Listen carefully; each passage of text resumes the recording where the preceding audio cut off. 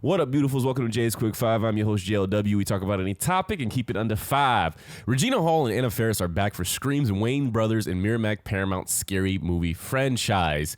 Core scary movie actresses, let's put some respect on their name. Iconic, legendary duo core scary movie actresses Regina Hall and Anna Farris are coming back as Brenda and Cindy, respectively, for the Wayans Brothers restart of the early millennium comedy franchise. This is news that we absolutely needed because, one, this franchise, this $900 million grossing franchise, has been dormant for too long.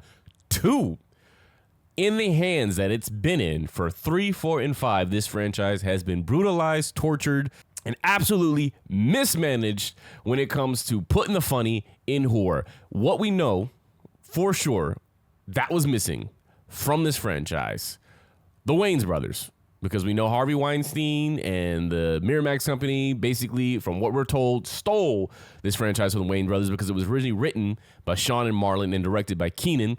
Having these individuals back at the helm already has people going like, finally, we're going to get the right entry. We're going to get a proper 3. But now we get the additional benefit of knowing that the Wayans brothers are smart enough to go, hey, one of the reasons this worked so well was having Regina Hall and Anna Farris playing Cindy and Brenda. What I was really curious about when I saw this news was what the relationship was between all parties involved here, right? We already know that the Wayans brothers and Miramax and Paramount, they had their beef. Clearly enough dollar signs was thrown around in the background and maybe some ownership things were discussed that made the Wayans brothers go, okay, we'll come back. But then I always wondered, when I look at 3 and 4 and knowing that the Wayans brothers were ousted like that or, you know, stabbed in the back like that, how do they feel when they look at the big screen to see the characters they created and Cindy and Brenda continue on without them? Was this a conversation in the back rooms with Regina Hall and Anna Farris speaking to the Wayans brothers and going, look, Miramax approached us and they want us to continue on in these lead roles. They're offering us a decent amount of money. Is it cool?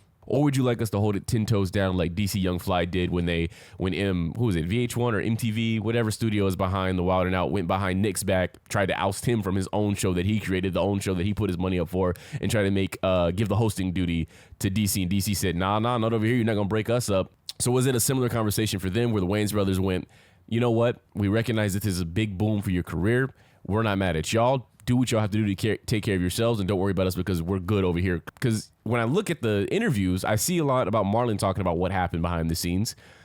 I think I might have heard Regina Hall mention the Wayans brothers in a few interviews, but I've never heard Anna Farris really discuss the Wayans brothers, except for when I was doing some research on this, I saw that she had done a Vanity interview. To win an award just so I can publicly thank Keenan Ivory Wayans for casting me in Scary Movie. I didn't even have an agent at that time. I didn't have a headshot. I'm so grateful for him trusting in me and for him kind of teaching me what this process was. And I look to that and I go like, this is a common thread it seems to be with the Wayans brothers, because you look at Jim Carrey, mainstream Hollywood did not want Jim Carrey. Keenan sees something in Jim, saw what we now see on the big screen, the talent that was there, gave him an opportunity on In Living Color. Jim knocks it out the park and then goes on to be the mega successful box offer. What the hell is a box offer? Goes on to be the big box office superstar that he was meant to be. So similar, Anna Farris, wanted to, thank Keenan there, but I've never really seen any interviews about them saying, hey, this is what was happening behind the scenes, and we felt bad for the Wayans brothers. So I always wondered what the relationship was. Now, clearly, whatever may have happened when these movies were coming out with the Wayans brothers has been figured out between the group. And like I said, maybe there never was any beef between them because they brought them back. And we don't know yet if they're going to be lead. We don't know if this is going to be through their eyes again like it was in the first 4, or if this is something like Jamie Lee Curtis, where she's a more mentorship role for the new characters that are going off against Michael Myers. Or I think this film only works when you have Cindy, Brenda, Shorty, and Ray. And then Keenan is not directing this film, but he seems to be involved in the writing process. I think Michael Tids is taking over for the directing process, which he does, I think, pretty fine films. He's worked with Marlon a lot, is usually where I see his name. I think he did Sextuplets and Naked, and also Haunted House, which to me is Marlon Wayans' best franchise outside of the family group. I hope he comes back to that franchise at some point too and give us a proper sequel, not that BS that they force him to do. Anyway, that's the news under 5. I appreciate y'all for stopping by. I'll let y'all at the next one.